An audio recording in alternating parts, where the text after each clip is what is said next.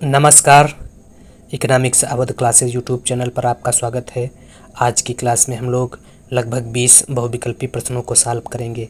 यह प्रश्न आगामी शिक्षक भर्ती परीक्षा जैसे TGT, PGT, NET, JRF, KVS, NVS, LT grade exam तथा RPSC first and second grade exam, BPSC 3.0 exam तथा असिस्टेंट प्रोफेसर एग्ज़ाम के लिए महत्वपूर्ण है तथा यह प्रश्न जो है रिवीजन के उद्देश्य से भी महत्वपूर्ण है। यहाँ से प्रश्न एग्ज़ाम में मिलने की संभावना है। तो आज की क्लास स्टार्ट करते हैं। देखते हैं आज की क्लास में क्या क्या प्रश्न है। 1 नंबर प्रश्न है, राष्ट्रीय आय के समान वितरण से मांग मूल्य सापेक्ष और असमान वितरण से मूल्य निरपेक्ष होता है, यह कथन है। तो यह कथन जो है वह प्रोफेसर टॉजिंग द्वारा दिया गया था। प्रोफेसर टॉजिंग डी ऑप्शन में दिया गया है, इसलिए 1 नंबर प्रश्न का सही आंसर डी है। प्रोफेसर मार्शल ने अर्थशास्त्र की सबसे पहले परिभाषा दी थी। प्रोफेसर मार्शल ने अर्थशास्त्र की परिभाषा देते हुए बताया था कि एक वर्ष में किसी राष्ट्र के मानवीय एवं प्राकृतिक साधन आपस में मिलकर जो वस्तु एवं सेवा का उत्पादन करते हैं, जिसमें विदेशों से प्राप्त आय को भी शामिल किया जाता है। वस्तुओं के रूप में भौतिक एवं अभौतिक वस्तुओं को शामिल किया जाता है, तो उससे क्या कहते हैं, राष्ट्रीय आय कहते हैं। अर्थात कह सकते हैं कि एक वर्ष में किसी राष्ट्र के मानवीय एवं प्राकृतिक साधन आपस में मिलकर जो भौतिक एवं अभौतिक वस्तु का मौद्रिक उत्पादन करते हैं, उसमें शुद्ध विदेशों से प्राप्त आय भी शामिल है, तो उसे राष्ट्रीय आय कहा जाता है। मतलब मार्शल की परिभाषा जो है वह उत्पादन पर ज़्यादा फोकस करती है। इसी प्रकार से पीगू की जो परिभाषा है, प्रोफेसर पीगू की परिभाषा राष्ट्रीय आय के संदर्भ में मुद्रा पर ज़्यादा फोकस करते हैं। राष्ट्रीय आय में बताते हैं पीगू कि राष्ट्रीय आय में उन्हीं अंतिम वस्तुओं एवं सेवाओं के मौद्रिक मूल्य को शामिल करना चाहिए जो मुद्रा से होकर गुजरती है।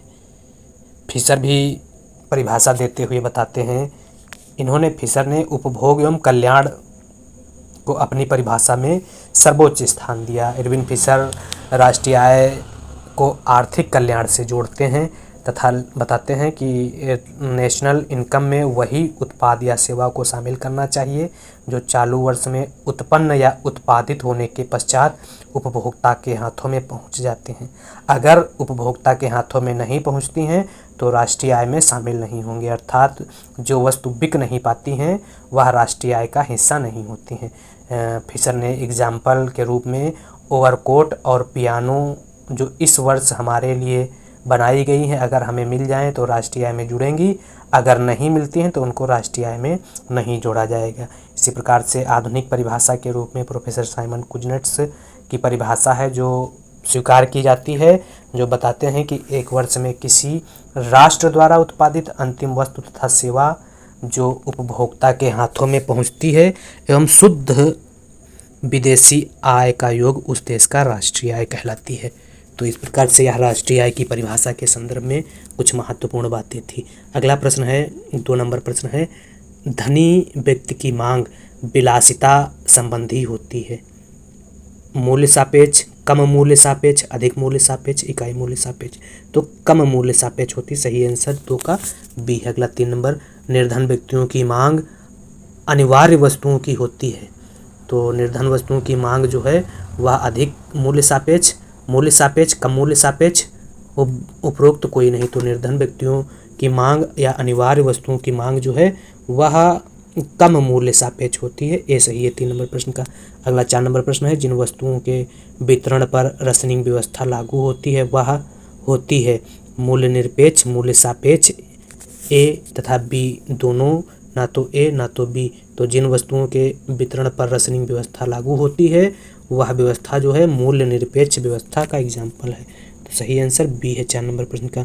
अगला 5 नंबर, यदि किसी वस्तु का उपभोग केवल धनी वर्ग ही करता है तो उसकी मांग होती है। तो जब किसी वस्तु का उपभोग केवल धनी व्यक्ति करता है तो उसकी मांग मूल्य सापेक्ष होती है। तो सही आंसर ए है। अगला, कम आय व्यक्तियों द्वारा उपभोग की जाने वाली वस्तुओं की मांग प्रायः होती है मूल्य सापेक्ष, मूल्य निरपेक्ष। तो कम आय व्यक्तियों द्वारा उपभोग की जाने वाली वस्तुओं की मांग जो है वह मुख्य रूप से मूल्य सापेक्ष होती है। तो 6 का सही आंसर ए है। अगला 7 नंबर प्रश्न है, निम्न में से कौन सी वस्तुओं की कीमतों में वृद्धि हो जाने पर भी इनकी मांग में कोई कमी नहीं आती है? स्थानापन्न वस्तु, आरामदायक वस्तु, विलासिता की वस्तु, अनिवार्य वस्तु। वस्तुओं की कीमत में वृद्धि हो जाने पर इनकी मांग में कोई कमी नहीं आती है। तो अनिवार्य वस्तुएं ऐसी वस्तुएं हैं जिनकी कीमत में वृद्धि होने पर भी इनकी मांग में कोई कमी नहीं आती है। तो अनिवार्य वस्तु ऑप्शन डी में दिया गया है, डी सही है। अनिवार्य वस्तुओं के एग्जाम्पल में दवाई, नमक एवं माचिस को शामिल किया जाता है, जिनकी मांग पूर्णतः बेलोचदार होती है। मांग वक्र अति आवश्यक वस्तुओं की श्रेणी में आती हैं। मांग वक्र पूर्णतः लोचदार होने का मतलब हुआ कि मांग वक्र वाई अक्ष के समांतर होता है और मांग की लोच ईडी बराबर 0 होती है। तो ऐसी वस्तुएं जो हैं अनिवार्य वस्तुओं की श्रेणी में आती हैं। और अनिवार्य वस्तुओं की स्थिति में वस्तु की कीमत में वृद्धि हो जाने पर भी इनकी मांग में कोई कमी नहीं आती है। तो सही आंसर 7 का डी है, डी। अगला 8 नंबर प्रश्न है, निम्न में से ऐसी कौन सी वस्तु है जिनके उपभोग के बिना भी हमारा जीवन आसानी से चल सकता है? अनिवार्य वस्तुएं, विलासिता की वस्तुएं, आरामदायक वस्तुएं, उपरोक्त सभी। तो विलासिता की वस्तुएं जो हैं उनके उपभोग के बिना भी हमारा जीवन चल सकता है और विलासिता की वस्तुएं ऑप्शन बी में दिया गया है। विलासिता की वस्तुएं किसे कहते हैं? तो विलासिता की वस्तुएं जो हैं वह बहुत लग्जरीज वस्तुएं होती हैं। अगर इनके मांग की लोच की बात की जाए तो जिन वस्तुओं की मांग पूर्णतः लोचदार होती है उन्हें विलासिता की श्रेणी में रखा जाता है। जैसे अंतरिक्ष में यात्रा, पर्यटन करना, इसके बिना व्यक्ति का जीवन भी संभव है। तो विलासिता की वस्तुओं की बात हो गई। अब अगला प्रश्न है, तो 8 नंबर प्रश्न का सही आंसर बी है। अब अगर 9 नंबर की बात की जाए तो निम्न में से किन वस्तुओं की मांग हमारी कार्यकुशलता के लिए आवश्यक होती है? तो हमारी कार्यकुशलता के लिए आवश्यक जो है आरामदायक वस्तु की मांग होती है। सही आंसर बी है। आरामदायक वस्तु, जब किसी वस्तु की कीमत में सापेक्षिक परिवर्तन से मांग की मात्रा में सापेक्षिक या आनुपातिक परिवर्तन समान होता है तो ऐसी वस्तु की मांग की लोच सम मांग लोच वक्र कहलाती है। सम मांग लोच की इकाई, सम मांग वक्र की लोच जो है वह इकाई के बराबर होती है। सम मांग या इकाई मांग वक्र में वस्तु की प्रकृति आरामदायक होती है, जिसमें रोटी एवं पराठा को रखा जा सकता है। अगला प्रश्न है 10 नंबर। 10 नंबर प्रश्न क्या है? एक उपभोक्ता एक वस्तु पर जिसकी कीमत 4 रुपये प्रति इकाई है 400 व्यय करता है। जब कीमत में 25% की वृद्धि की जाती है तो भी वह 400 ही व्यय करता है। प्रतिशत विधि द्वारा मांग की लोच ज्ञात कीजिए। तो प्रतिशत विधि द्वारा मांग की लोच ज्ञात करने के लिए कीमत 4 दिया गया है, प्राइस कीमत में 25% की वृद्धि होती है तो नई कीमत जो हो जाएगी 25% वृद्धि करने पर 4 गुणे 25/100 तो बराबर 1 हो जाएगी और नई कीमत जो हो जाएगी 4 + 1 बराबर 5। तो इस प्रकार से P बराबर 4, P1 बराबर 5, तो डेल्टा P बराबर 5 - 4 बराबर 1 और Q बराबर 400/4 बराबर 100 और Q1 बराबर 400/5 तो बराबर हो जाएगा 8। तो अब अगर डेल्टा Q निकालना हो तो डेल्टा क्यू बराबर हो जाएगा, डेल्टा क्यू बराबर Q1 माइनस क्यू, तो 80 माइनस 100 बराबर -20 इकाई हो जाएगा। तो इस प्रकार से मांग की लोच जब निकालना होगा तो ED बराबर हो जाएगा -P/Q इंटू डेल्टा क्यू अपान डेल्टा P। तो -P हम लोग निकाले, या -P क्वेश्चन में दिया गया है 4, तो 4/Q कितना है, Q 100 दिया गया है,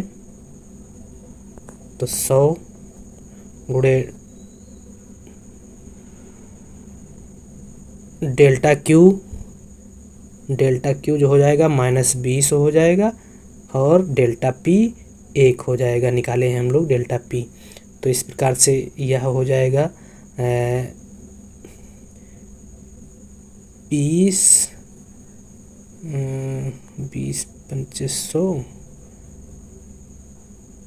तो यह हो जाएगा अब माइनस, तो 5/4,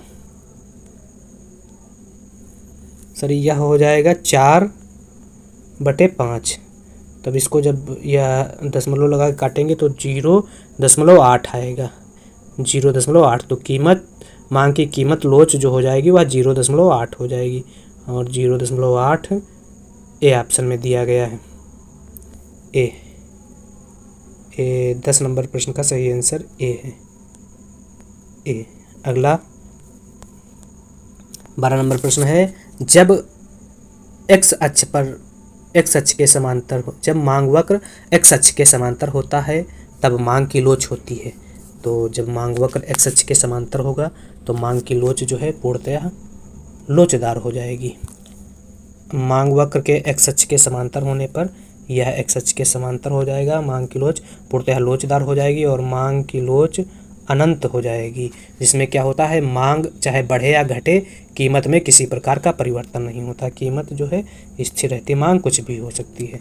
पूर्णतः लोचदार मांग वक्र में मांग लोच जो है अनंत होती है। अति विलासिता की वस्तुओं के संदर्भ में मांग की लोच जो है पूर्णतः लोचदार होती है, यह एक्स अक्ष के समांतर। और अगर वाई अक्ष के समांतर मांग की लोच होती है तो मांग की लोच जो है पूर्णतः बेलोचदार हो जाती है, जिसमें कीमत बढ़े या घटे मांग की मात्रा जो है स्थिर रहती है। तो यह ई बराबर 0 के हो जाता है, और पूर्णतः बेलोचदार मांग वक्र अति आवश्यक वस्तुओं की मांग जो है पूर्णतः बेलोचदार होती है, जिसमें नमक को रखा गया है, दवाई को रखा गया है। तो इस प्रकार से जब मांग वक्र एक्स अक्ष के समांतर होता है तो मांग की लोच क्या होती है, तो मांग की लोच जो है मांग एक्स अक्ष के समांतर होने पर मांग की लोच 0 होती है। इस प्रकार से 12 नंबर प्रश्न का सही आंसर सी है। सॉरी, जब मांग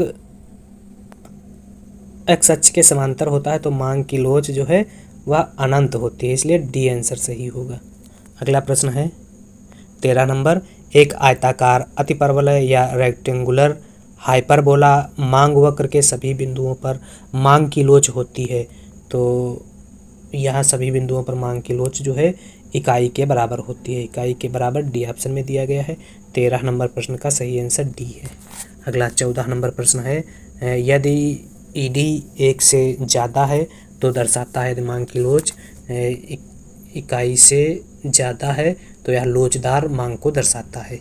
लोचदार मांग ए ऑप्शन में दिया गया है, और विलासिता की वस्तुओं के संदर्भ में मांग की लोच जो है लोचदार होती है, जैसे एसी का प्रयोग। इसके अलावा यदि ई कम है 1 से तो ऐसी वस्तु की मांग जो है की लोच बेलोचदार होती है, या अनिवार्य वस्तुओं के संदर्भ में मांग की लोच जो है बेलोचदार होती है, अर्थात एक ज़्यादा होता है ई से। इसी प्रकार से मांग की लोच अगर अनंत है तो मांग की लोच जो है पूर्णतः बेलोचदार मांग की लोच होती है।